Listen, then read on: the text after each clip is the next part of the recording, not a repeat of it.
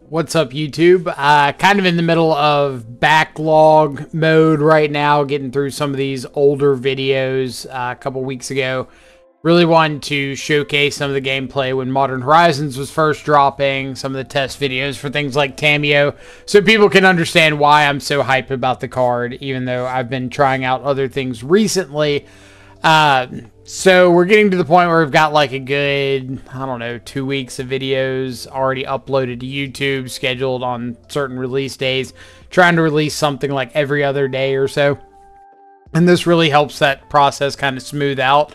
Obviously, if something comes up that's exciting, I can interject a video and like push the schedule back to the others.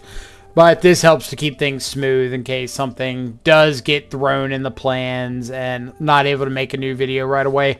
So bear with me if some stuff looks like a couple weeks old. I think the gameplay is still really entertaining, really enjoyable. So hopefully that keeps you coming back. Otherwise, I'll have the deck list down below for the current iteration of Dimir Shadow.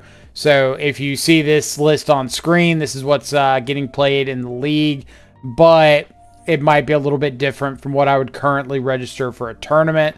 So make sure the Moxfield link down below takes you to the correct deck list. Other than that, link down below for the Twitter in case you want to know when a live stream's happening, the Twitch to come check out the live streams, and then the Discord if you want to come join the Control Freak Discord, talk Shadow, non-Shadow, everything else under the sun. So, like I said, this is early on in the Shadow process, really trying out TamiBae with like this 4 Preordained, 4 Street Wraith, 4 Mishra's Bauble kind of core. Really helps to enable not only TamiBae, but Shadow and Nethergoyf. Psychic Frog has been one recently we've been trying out a lot more. Really, it's going to come down to what kind of matchups you're expecting. Like, I do think TamiBae is really good against the control matchups. The interactive matchups, if you can find a window to play her out, get her flipped. There's a lot of removal spells that can't really hit her very well after that. Otherwise, if you're seeing more of like red-based removal matchups, then Frog might be better. But it's all a matter of perspective, what you think you're going to see. Matter of expectations, not really perspective. Other than that, trying out some Harbingers in the sideboard. Been on and off a Harbinger. Like I said, this is early in the process, so you see 2 Fluster Storms because Ruby Storm was absolutely everywhere and didn't want to get got by that. So let's just go ahead and hop into some of the gameplay, talk about some lines, talk about some decision making, some matchups. First opening hand. Pretty good hand on the draw. We do have some interaction. We've got Mishra's Baubles and Preordained to help find some like removal spells if we need it, or find our threats. So pretty happy with this overall. Springleaf Drum off a Hallowed Fountain, so I'd assume some sort of like Hammertime. So you dismember on top of our library, so we're going to keep that there. Give us a little interaction. Stoneforge is solid. Go ahead and dismember the Stoneforge before the Esper Sentinel comes down so that they can't draw a card off that. Hopefully we can find a little more interaction, but at the end of the day, we do have some stuff available to us. Got Counterspell, we got Preordain. Opponent doesn't have like an Urza Saga yet, so that's a really nice bonus. They could have a Surge of Salvation, but not the end of the world if they do. Instead, it looks like they're just gonna go all in on an Inkmoth Nexus here. Which, if they decide to go that route, I'm pretty happy because they are putting a lot of resources into an Inkmoth Nexus. If they have to animate it, equip up Shadow Spear, equip up Lava Spur Boots.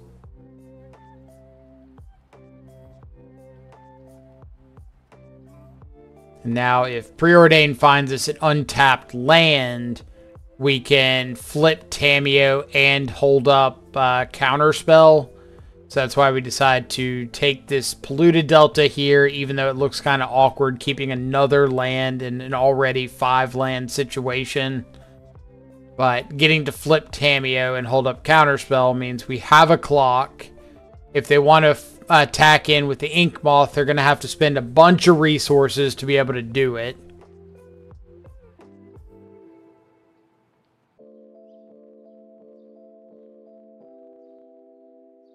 Fatal Push the Ornithopter because they just spent all their mana on that. And if they do have like a Surge of Salvation, then it means that they're only attacking TamiBae for 1, and I can live with that. Another TamiBae is a great draw because now I got a flying blocker for Ink Moth. Do have to counter a Pithing Needle because, you know, I want TamiBae to be an ult threat. And then this is kind of what I was talking about in when I said investing all this all this mana into Ink Moth. Like, they just spent 4 mana to put a -1/-1 counter on my TamiBae.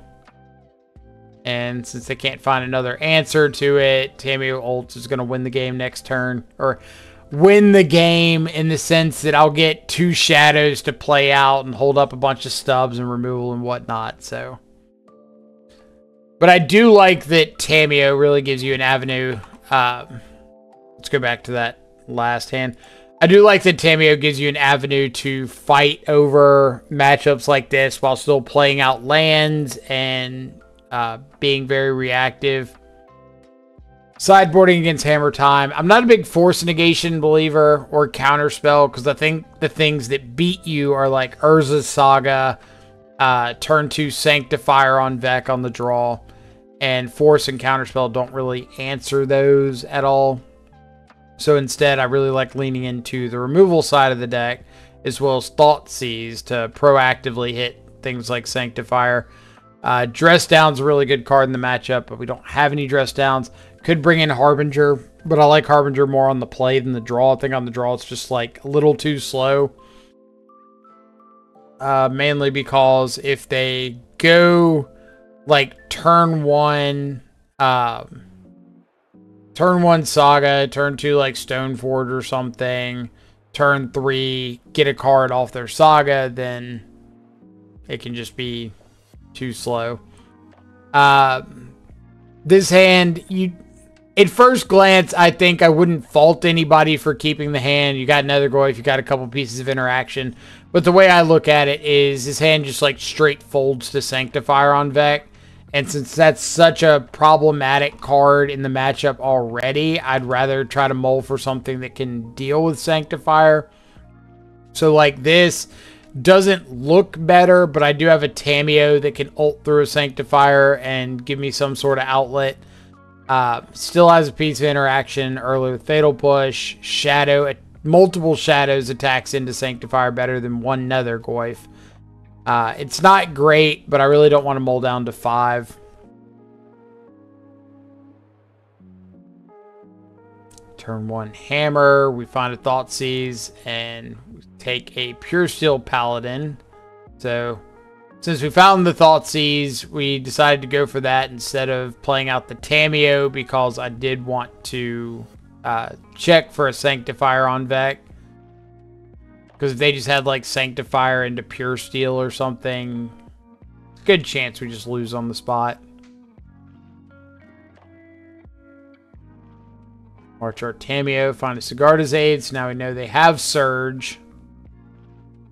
Might as well get that out of hand now so I can like Fatal Push a Stoneforge next turn. Unfortunately, they find another Stoneforge and a Hammer in that turn that we tap out.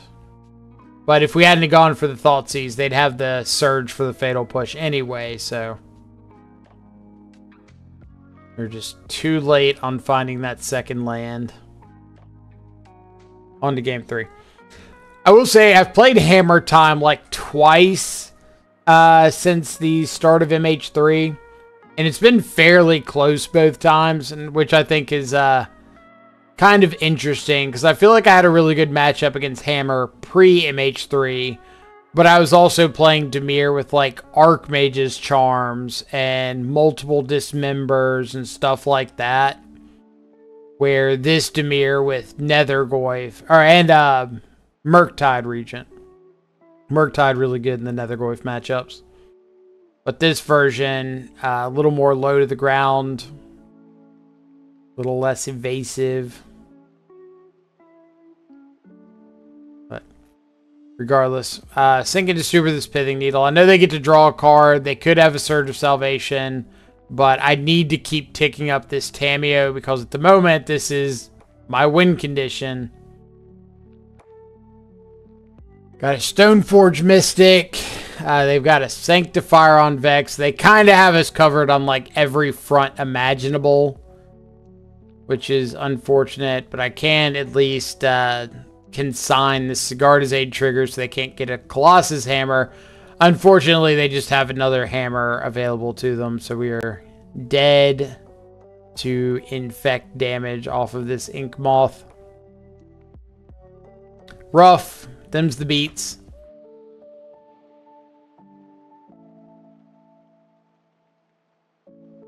On to match number 2. One lander on the draw, but it is a blue source with the Preordained, so I'm pretty inclined to keep that. And we've managed to find another land. So now we can like bobble ourselves, see another shadow. Don't really want a third shadow when I can barely cast one. Keep both cards on top, draw into the Watery Grave. And then I've got the Dismember coming up next. As soon as I see the Windswept Heath, I'm kind of the assumption that it's some sort of green creature deck, whether it be Yawgmoth or Nadu in this case. So the Dismember is like a pretty solid pickup, especially since it lets me get down a bunch of shadows really quickly. I could go for the Thoughtseize, but if I cast Thoughtseize, I tap off of Counterspell. So if they have 2 copies of Nadu, then I'm just kind of like SOL to the second one. Endurance is fine. I know that they can't Chord of Calling with only 2 blue or 2 green sources. So I'm okay going for the Chord or going for the Thoughtseize there. And now we just kind of have to hope that they don't rip a Nadu off the top this turn.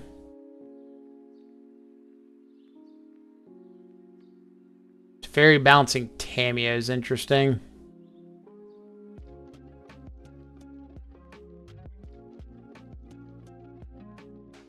Wish we had another land or another removal spell so we could deal with the Endurance and the Dryad and attack down the Teferi. Unfortunately, we don't. They find a Summoner's Pact, and yeah, we'll skip through the fine details, but they win with a Thassa's Oracle. I think I made them click it out just so I could make sure I knew what their win condition was, but they had a Thassa's Oracle in hand, and I kind of scooped as soon as I realized that. On to game 2, trying to be proactive. Sideboarding against Nadu, mostly like the non-creature counters are coming out. So Stub, Force Negation, and bringing in anything that says kill a creature. So like your Sweeper effects, Stern Scolding. And we got triple Nantuko, double Wall of Roots, and an Urza Saga. That's a hand and a half.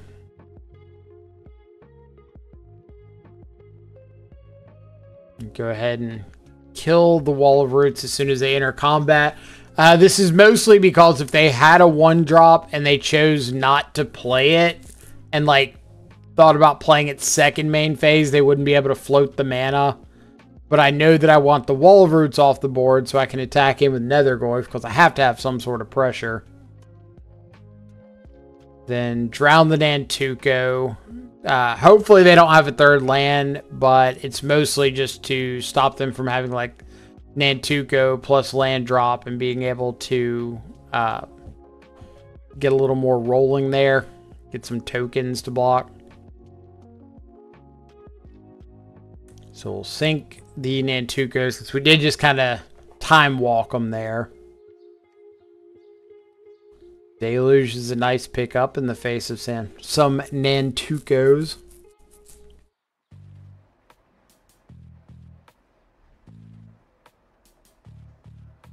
kept something on top with the portico, so I'm assuming another land drop. And we know they still have another Nantuko in hand too. So I can attack, but I have to decide if I want to go ahead and use this Toxic Deluge or not. I really don't want to because I know they have another Nantuko, so I'd rather wait until a point where I can clean up both Nantukos. And I can always, like, crack a clue and draw and maybe find a counter spell or something.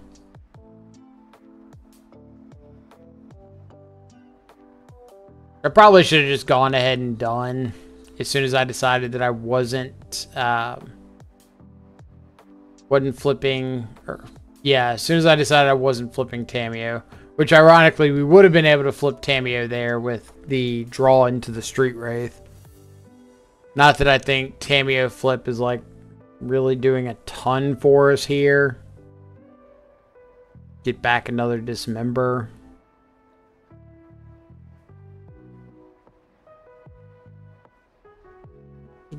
Actually, that's probably worth it, because we could always just get another Drown in the Lock or something.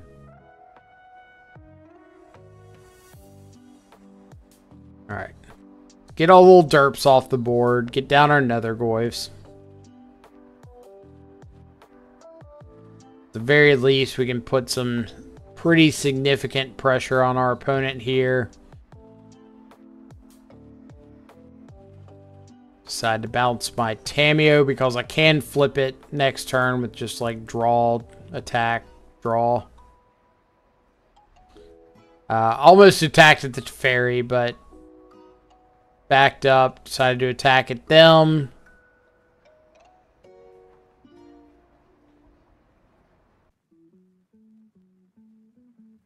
So they have a Nadu. Hoping that they brick. And they do have a land. Unfortunately, their land does not get them a mana source that doesn't kill them. So, on to game 3. I think my opponent didn't realize that they were that low on life. But that's kind of okay because they didn't really have any mana production. So, I don't hate my spot there. Here, playing out the Goyf on 1 so that once they play a 2-drop, we can double up spells into it. Start attacking with our Nethergoyf. It's like the key to these matchups is being proactive, getting on the front foot, attacking, really trying to put your opponent on the back foot as fast as possible. Now that I know they have nothing other than this Urza Saga, my big hope is that they tap out to make another construct. Because they didn't, I assume this is a Nadu or a Teferi. So we are 100% countering anything that they put on the stack here. Because I know that the rest of their hand is just lands. And if they want to attack him with the construct, that's okay with me. Because I have a Shadowed backup. I have 2 Shadows backed up. So we'll attack in, put them down to 9. And now I know if I fetch and shock, I've got 2 6/6 Shadows. So I can just counterspell anything that gets put on the stack. And that'll give me lethal on my next turn. Wall of Roots, more like get countered of Roots. Got them. They'll never recover emotionally. Alright, so good our turn. We have an attack for lethal, but just for good measure, we'll draw a Toxic Deluge and, like, style on them. Oop. Nice. Nice. On to match number 3.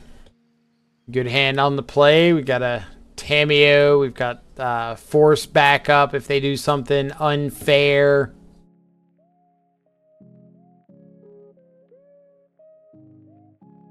Alright, so opponent goes Spire Bluff Bolt. I ended up forcing this. I really think I should have just let it resolve.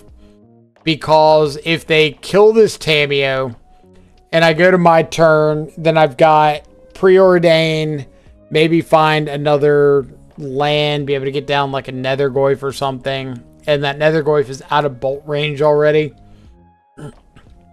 But part of my thought was, oh, I get to keep Tamio around. If I find another land, that's phenomenal. If I don't, I still have 3 1-mana plays that I can make. But it also keeps them farther off of Delirium, because now they don't have instant in the yard. So, I don't know. Probably really greedy. But sometimes greed is the name of the game. Now, I could play out Shadow and grow the Nethergoyf another point. Or I can just play another Nethergoyf.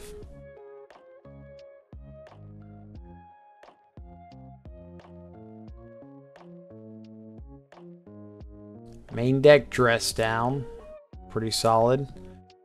So we do get to Thoughtseize away mURktide. We've got some chump blockers. Nethergoyf's getting pretty chunky indeed. Now, really hoping for a land.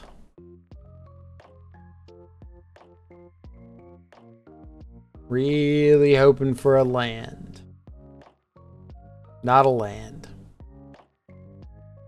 So, on the bright side, my turn 1 decision to force a negation, the lightning bolt, didn't really come back to haunt me because clearly I was not finding that land anyway.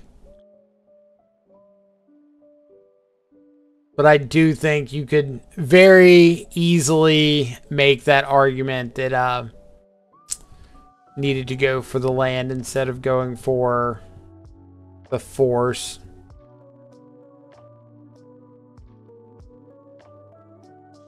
Now, unfortunately, this is one of the matchups that I really... blocking the Ragavan there in case I hit an untapped painless land. I can play Shadow, have Counterspell for their Counterspell, and then chump block the mURktide next turn. But what I was saying is, unfortunately, this is an Unholy Heat matchup, which I hate because the current iterations I'm running of Dimir can only get Nethergoyf up to a 5/6 at the most, which means you are susceptible to Unholy Heat. Now, if I had an easy answer to that, then we could maybe look at getting Nethergoyf up to a 6/7. But the only, I think, realistic options are either like Kaito, Dress Down, Seal of Removal. And I'm not particularly thrilled about any of those. Dress Down, I think, has the most playability, but I still don't like just actively want to register Dress Down at the moment. I'm not seeing much Hammer other than the first one of this league. Not really seeing Hardened Scales. Not seeing a ton of Sagas, honestly. Alright, so you see Spell Bomb and you're like, oh, Spell Bomb, Drown in the Lock, Wombo Nombo. But it kind of plays out well because you're incentivized to use that Drown in the Lock pretty aggressively. Especially in a situation like this where I can use the Drown and then immediately fire off the Spell Bomb. And maybe keep my opponent from doing something crazy, untap, have more cards, have Shadow. Which I don't want to play out Shadow's 2/2 because it's just dead to Unholy Heat or Bolt, and I don't want to waste a Counterspell on one of those.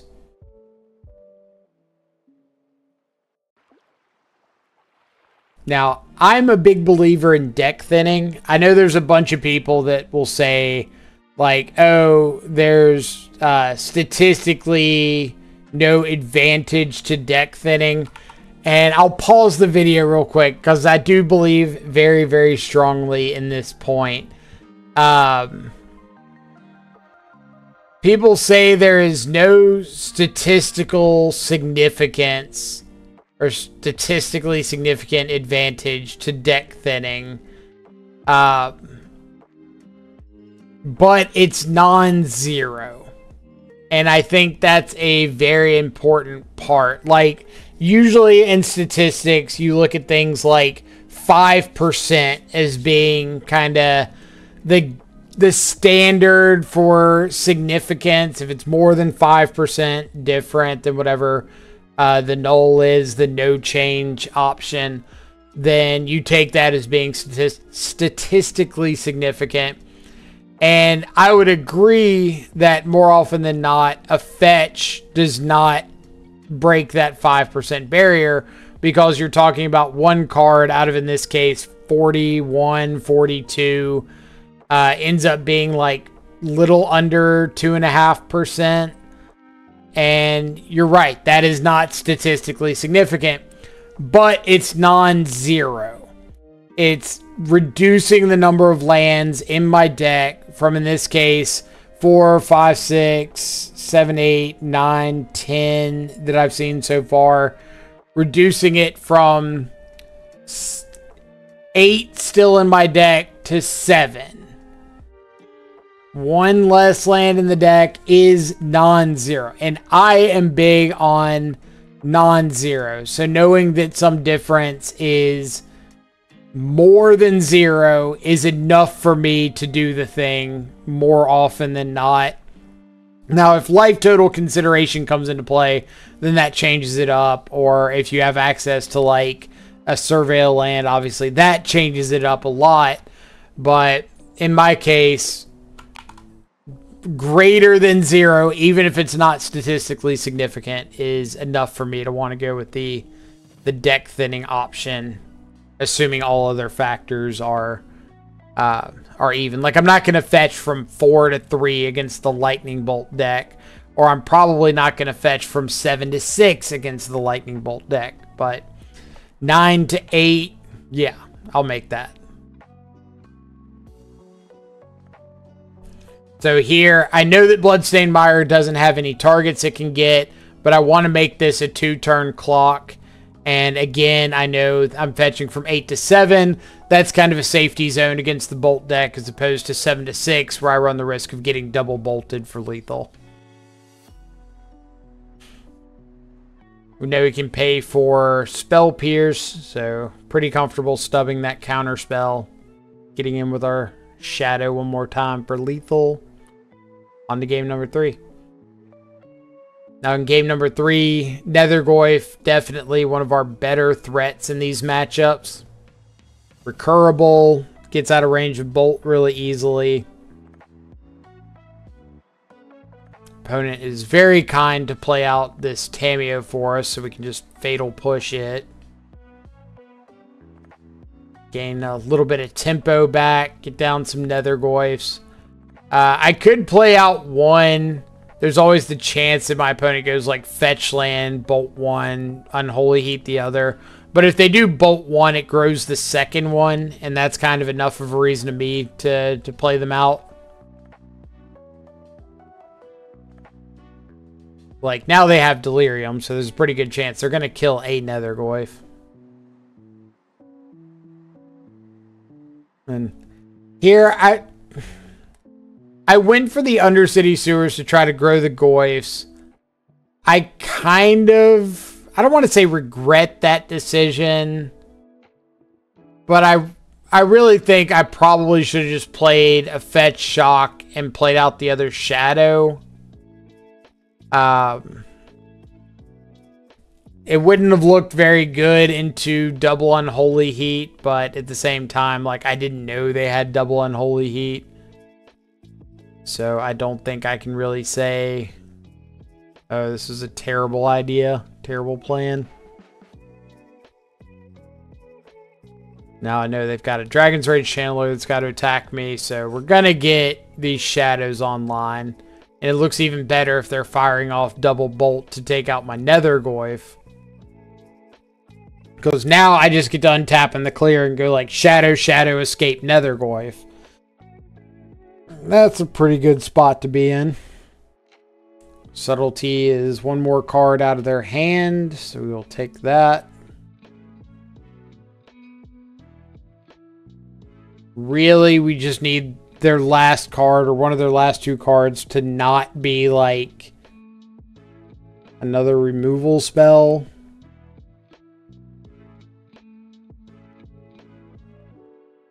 I guess a removal spell is fine, but not a removal spell and a threat.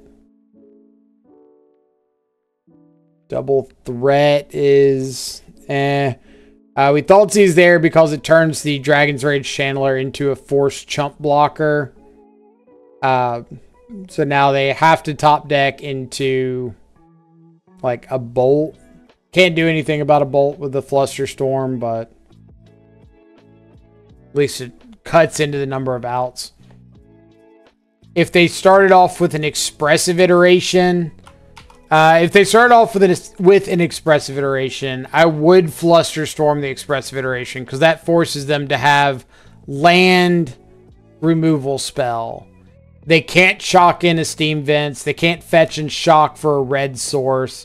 So they would have to have, or Spire Bluff comes in tapped. So I don't think there's any land they could have to also have a bolt.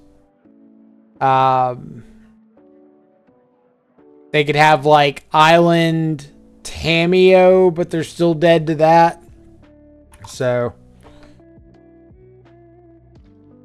all right. So match number 4 on the draw. Opponent Thoughtseize is my Thoughtseize. See a Godless Shrine off an Arid Mesa, so I'm assuming like Mardu energy. Though I don't usually see Windswept Heath out of Mardu energy decks. Nethergoyf seems like a pretty slam dunk pickup. Give me a threat. Give me the ability to hold up some interaction. I got Force, got Fatal Push. Just got to figure out what we're up against. Lush Portico, ditches Sorin. So Abzan, something that has to do with life gain. I know I've seen some Abzan lists with Nourishing Shoal to like flip Sorin and hit your opponent for a bunch. That would kill me. But I got Fatal Push. Ranger Captain gets a Guide of Souls. So yet again, we're following the path of like, I am so lost. I don't know what my opponent's doing. I'm just going to attempt to hit him in the face with a Nethergoyf. Oh. Never mind. So Ranger Captain, Solitude, Camball. So now this is like tribal life gain, tribal life drain, something like that. Soul Warden, Amalia, black, white, splash green, trade binder. Like, they got a bunch of stuff that cares about gaining life. Somewhat. Go for an Ocelot Pride. We'll just Fatal Push the Pride. Could also sink into Super the Soul Warden so they don't gain life off the trigger there. And it wouldn't trigger the Ocelot Pride at the end of the turn. But I would still have to deal with the Ocelot Pride, so...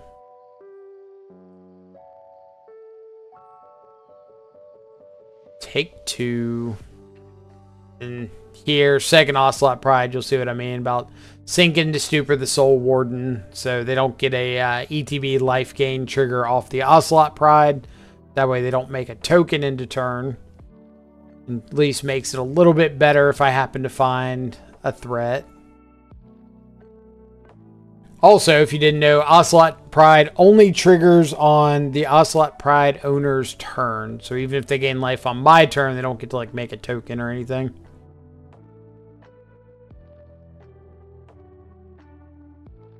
Which is nice for the home team.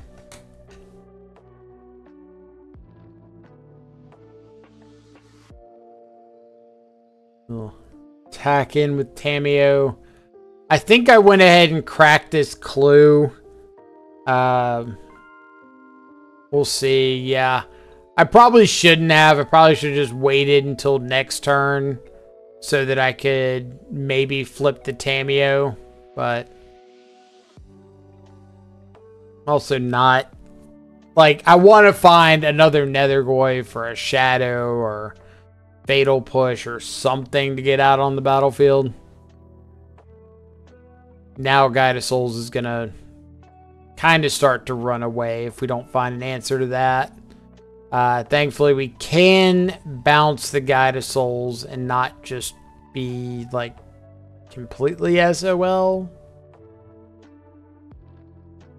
And we got TamiBae flip, so TamiBae tick up is kind of keeping a lot of what's going on at bay. Into turn, we'll just bounce the Guide of Souls so they can't get another energy off of this cat token entering. Thoughtseize, we see the one ring in Guide of Souls. Kind of have to take the one ring, unfortunately. But we do have TamiBae ticking up and just like keeping this army of one power dudes at bay. Gonna try to blink their gain life dude. We'll just, I don't want, so most of the reason I'm counter or killing that dude in response to the ephemerate is so they can't get the city's blessing easily.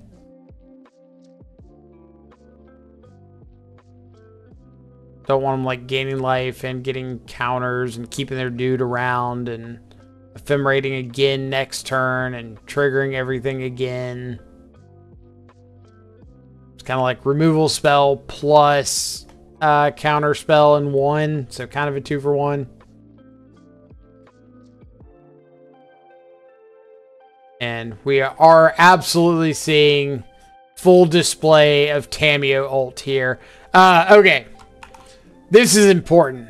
Attack first because I want to make the clue. So when I ult the TamiBae, it's going to trigger the TamiBae attacking to flip. And I get to keep ticking up and stop this army of 1/1s. So I want to make sure I attack first so I get that one extra clue token, because that could absolutely end up mattering. So we ult, draw a bunch of cards, flip the second TamiBae, which, like I said, gets to keep ticking up. And from here, it's just going to be play out some threats, hold up some interaction, try our best to end the game. Like ASAP. I've got Counterspell and Drown, so I'm pretty protected from something like Thoughtseize if I want to let it resolve. Instead, we'll just kill the Ocelot, not let them take our removal spell, and go on to game 2. So those are the kind of games that I look at TamiBae and I'm like, yo, this card just won me a game that I never would have won in a million years without TamiBae. So we're going to put some respect. And then here we get turn 1, flip TamiBae on the draw, start ticking up. And let's be honest, who doesn't love a turn 1 flip TamiBae?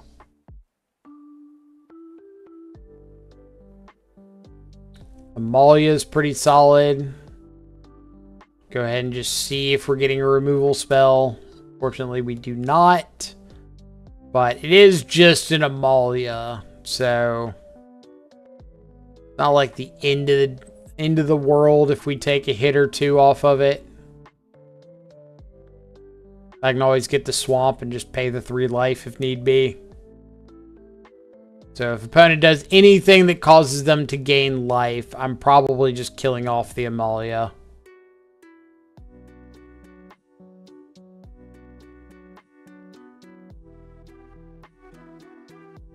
Moto being a little laggy.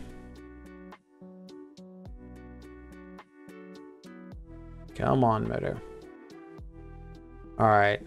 I guess that's the one that cut out early. They ended up scooping like a turn later because I killed the Amalia and then ulted TamiBae like 2 turns later. So you get the idea, unfortunately. Alright. Plains, Aether Vial, so assuming some sort of taxes list. White Orchid Phantom. I keep calling this like Knight of the White Orchid, and I know it's not Knight of the White Orchid because that's the one that goes and gets you a Plains. But for whatever reason, just every time I see the card, I'm like, Knight of the White Orchid, Knight of the White Orchid. Of course that's Knight of the White Orchid. Why wouldn't that be Knight of the White Orchid? And yeah. Playing out the Shadow here because if they do have a Solitude on the Nethergoyf, it still doesn't kill my Shadow, so that's a pretty big deal.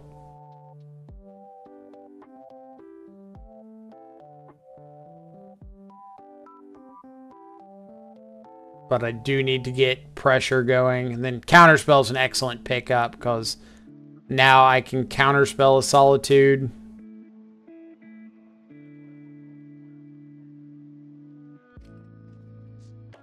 Delia. I hardly know her. Classic.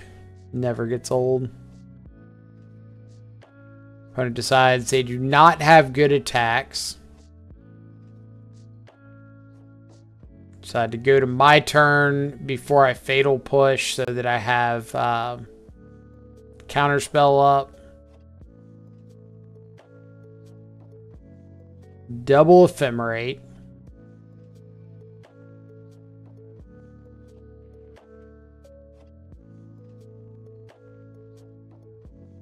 Another White Orchid Phantom.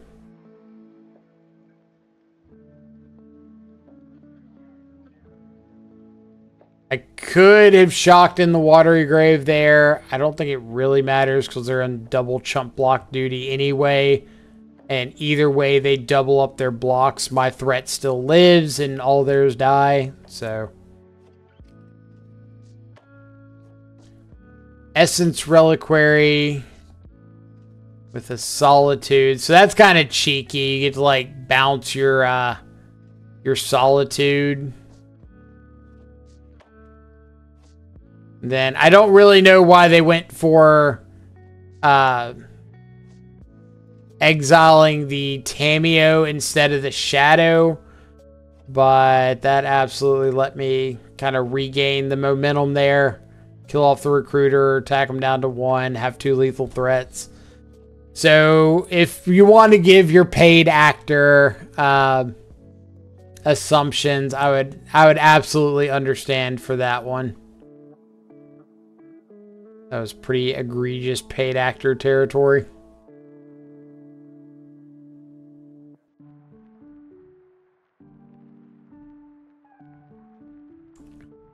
Thoughtseize away a Mirren Crusader. Let them play out the Nethergoyf. Aven Interrupter I had to read over like 7 times. Essentially it like plots the spell that it would counter. Which I guess is kind of cool, maybe. It like puts them into exile and then they gotta pay 2 for it or something. I don't know. Not a huge fan of those kind of effects.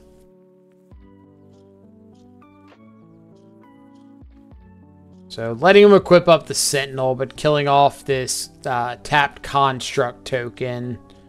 So they don't have quite so much damage coming through. And I can deluge away the board. Keep my Nethergoyf around. It's not in a very good spot for me. Don't get me wrong, but kind of got to do what you got to do just to stay alive.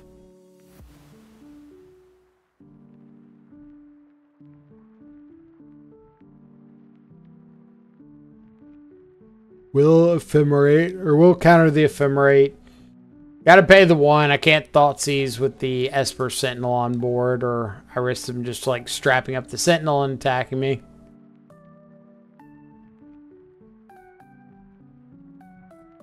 Belia is Dees.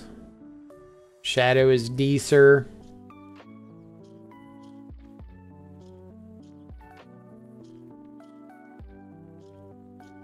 And Flicker Wisp taking out the Shadow is lethal, so we're on to game number 3.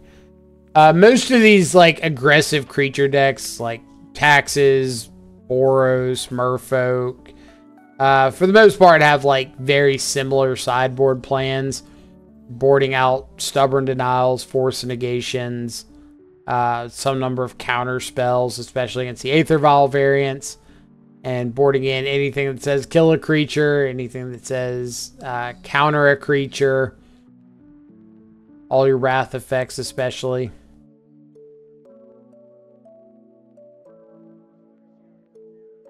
So because we drew, I feel like I don't talk about this enough with Mishra. I could make like an entire 2-hour video on Mishra's Bauble, and it still wouldn't be enough to cover everything that I could want to cover with that card. Like, I think Mishra's Bauble is the glue that holds so many different shadow variants together. Being able to filter your draws somewhat with your fetch lands, growing Nethergoyf in cases like this, letting you flip TamiBae really easily. The card's just got so much nuance to it, and there's so many lines that like I want to discuss with Bauble. For example, we'll just go ahead and back up half a second here so I can kind of show this.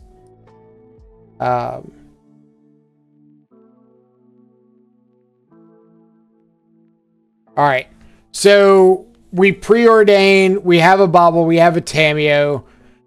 There's no reason, first off, to Bauble on our own turn because we're tapped out. We can't do anything with that card we draw into. We don't have force negation in the deck. So no advantage of Baubling on our turn. But because we have TamiBae, we can Bauble on their upkeep.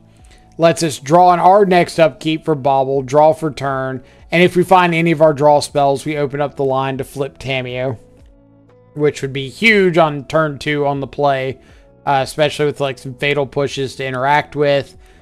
So I see that mistake a lot, that I think people crack Bauble when they don't need to for no reason, when there's like a clearly more advantageous line to use Bauble for. Now there are situations to crack it on turn 1 where like, oh, I'm in a matchup where I have force negation in and I need force negation. I want to crack it to give myself a chance to draw into it. But I see a lot of people crack it in like Thoughtseize mirrors, where they're just turn 1 land, Dragon's Rage Channeler, Bauble, crack it immediately, pass, and then draw on the next upkeep. And it's like, why? If I have a Thoughtseize, I just get an extra card to choose from that could be impactful. No real reason to do that.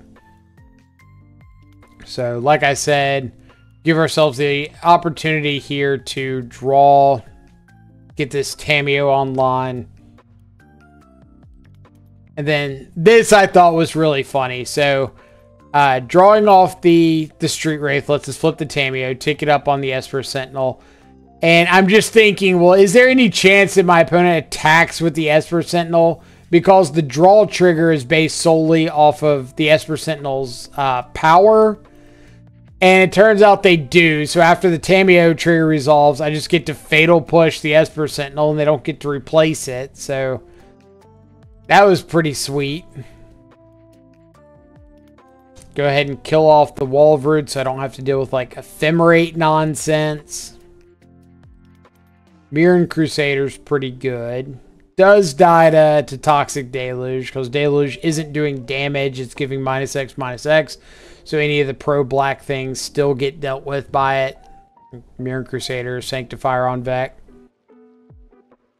Could go for the Sink into Stupor, but I think just like getting rid of the Mirren Crusader permanently is a little bit better. And I've got a bunch of lands coming, or I got a bunch of cards coming my way with the TamiBae ult. So, yeah, just get problematic stuff off the board. Plan on ulting TamiBae, getting access to like Thoughtseize and stuff to kind of clear the way a little bit more. Which I actually ended up not finding a single Thoughtseize. So instead of my Grandmaster plan to like Thoughtseize and clear the way, I end up just chilling back, getting some removal, some interaction. Do find a Harbinger of the Seas, which can take out this Saga.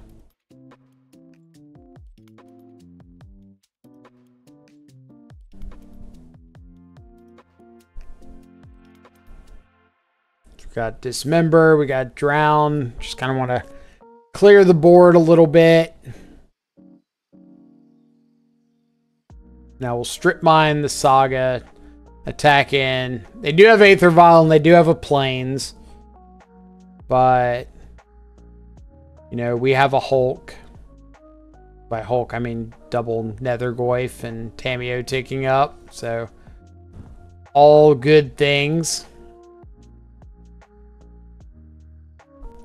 Sink into Super the token, get that off the board. They can't like ephemerate or anything. And then, yeah, getting them to waste a Solitude on a Harbinger of the Seas there feels really, really good. We barely even shrink the Nethergoyfs, so we get to Thoughtseize away. This Aven Interrupter, sink the Stupor, the Sanctifier on Beck, and attack through for lethal. So nice little league. Ended up with a 4-1 there.